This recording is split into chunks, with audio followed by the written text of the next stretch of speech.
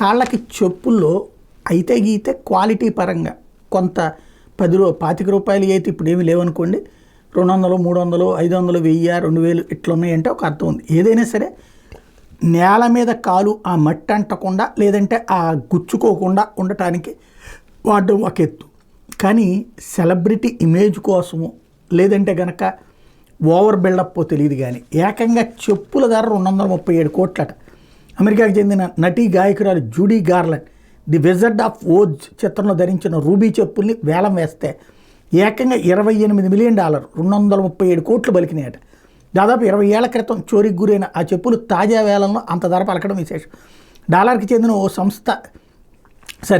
చెందినటువంటి ఓ సంస్థ ఈ వేలాన్ని నిర్వహించింది. Judy Garland the Wizard of Oz చిత్రంలో గార్లాండ్ ఈ చెప్పులు ధరించిన అనంతరం మిన్నెసోటాలోని మ్యూజియంలో ప్రదర్శనకు ఉంచారు. 2005లో అవి చోరీకి గురైనవి. ఆ తర్వాత FBI అధికారులు దర్యాప్తు చేపట్టి 2018లో వాటిని తిరిగి స్వాధీనం చేసుకున్నారు.